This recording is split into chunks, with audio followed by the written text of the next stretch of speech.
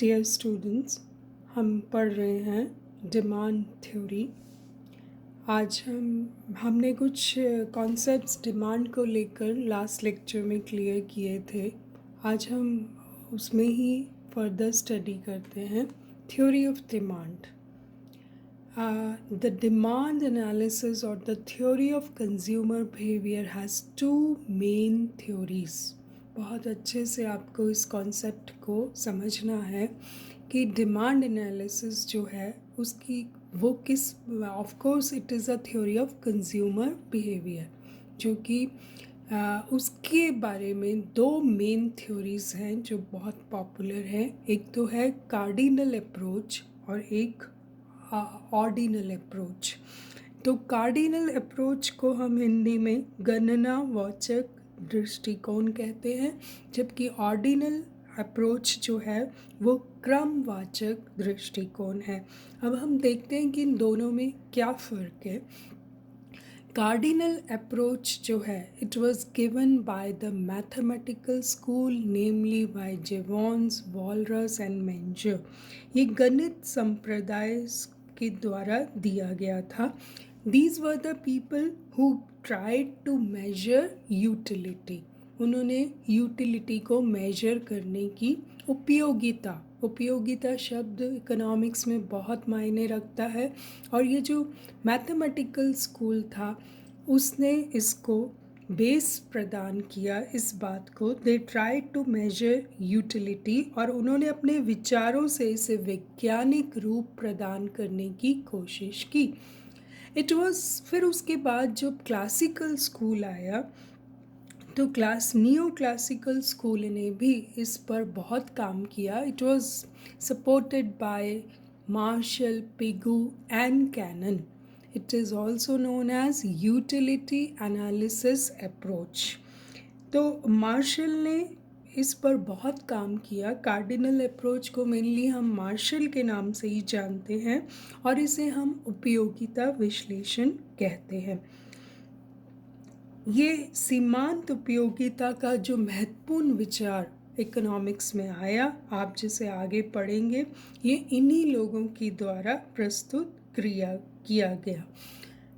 Cardinal approach में क्या होता है कि हम क्रम का बोध नहीं होता, संख्या का बोध होता है। कार्डिनल जैसे कि आपको नाम से ही पता लग रहा है, ये इसमें हम संख्या का बोध करते हैं।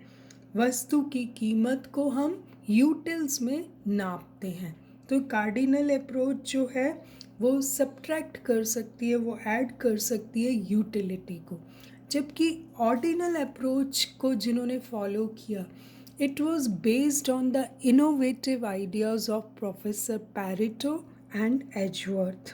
दोनों ने नवीन विचारों के आधार पर ऑर्डिनल अप्रोच को इंट्रोड्यूस किया।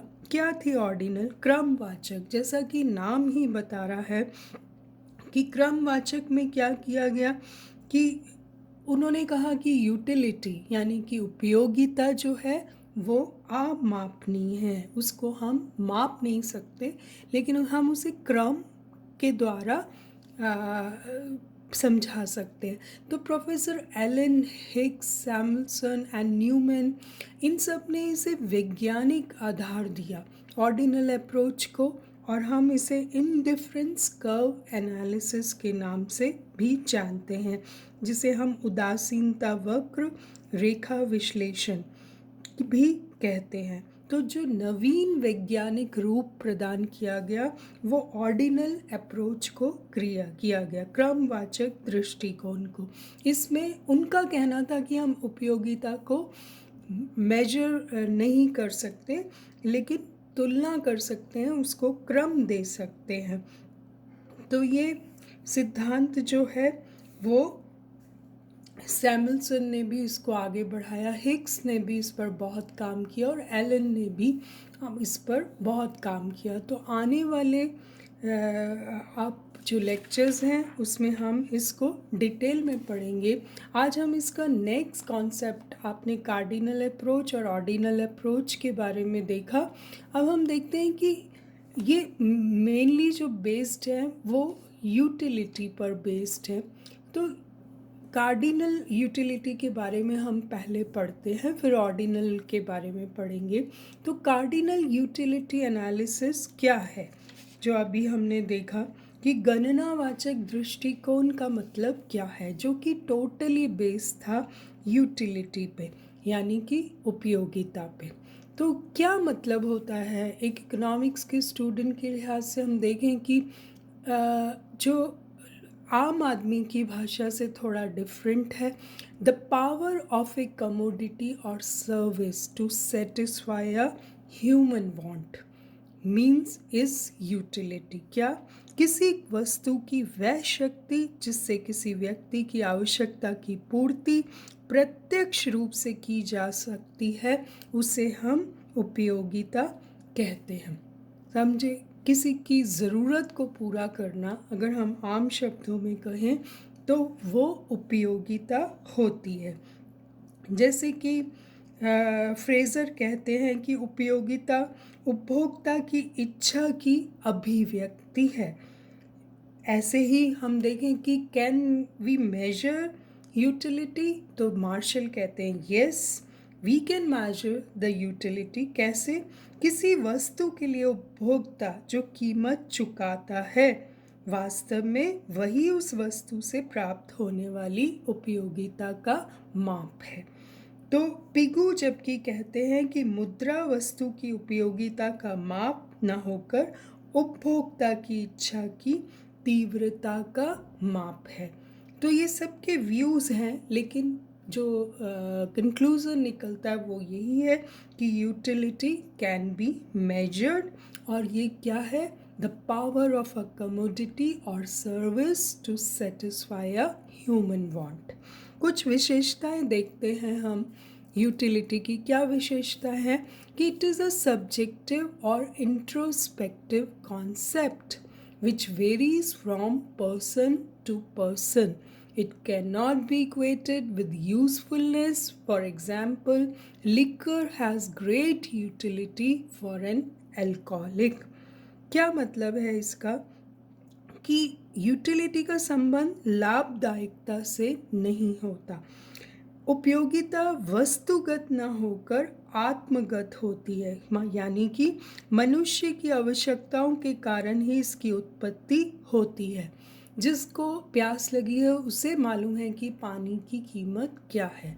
तो इसलिए ये सब it is subjective, it is a introspective concept जो varies from person to person. ज़रूरी नहीं है कि जो एक आदमी की डिमांड है वही सभी लोगों की डिमांड हो। तो it varies from person to person. उपयोगिता का संबंध उपभोग की वस्तुओं से होता है, न कि उत्पादक वस्तुओं से। उपयोगिता का नैतिकता से भी कोई संबंध नहीं। हर आदमी के लिए जो चीज़ ज़रूरी है वो उसके लिए लाभदायक हो या ना हो।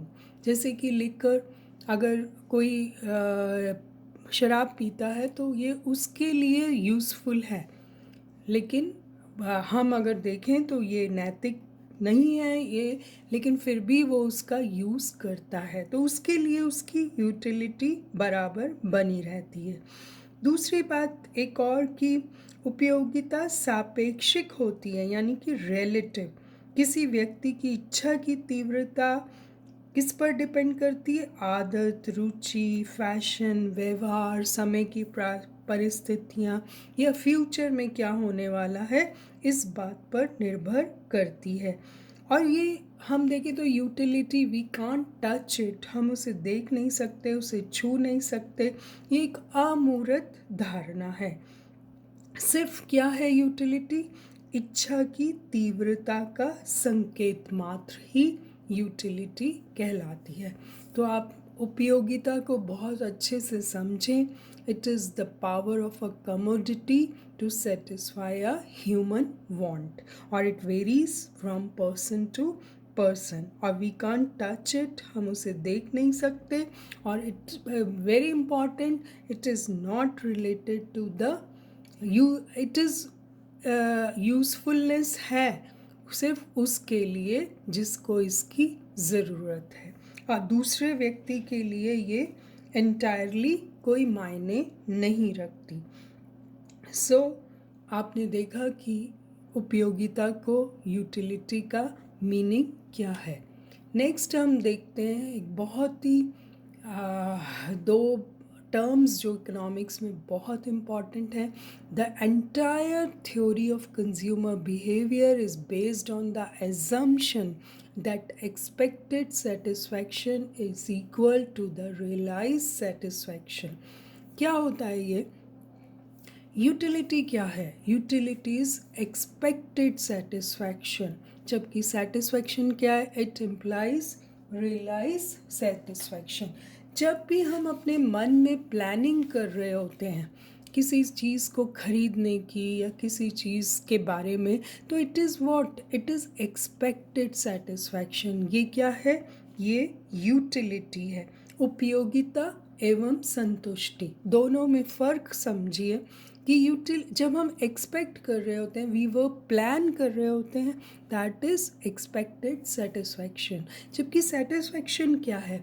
इट इम्प्लाइज रियलाइज सेटिस्फैक्शन, यानी कि जो आपने एक अनुमानित हो गया और एक हो गया वास्तविक उपयोगिता। आपने कोई चीज़ खरीदी, पहले प्लान की तो आपने उसकी उपयोगिता देखी, लेकिन जब आपने उसे खरीद लिया, उसे यूज़ कर लिया, तब कौन सी उपयोगिता होगी? हम उसे कहेंगे वास्तविक उपयोगिता, दैट इज सेटिस्फैक्शन।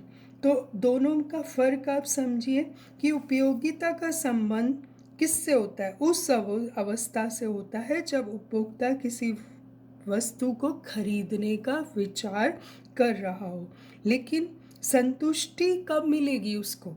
जब वह उस वस्तु का उपभोग कर चुका होगा।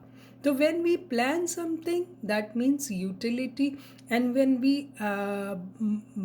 buy something and use that good, उसके बाद जो हमें संतुष्टि होती है उसे हम सेटिस्फैक्शन कहते हैं।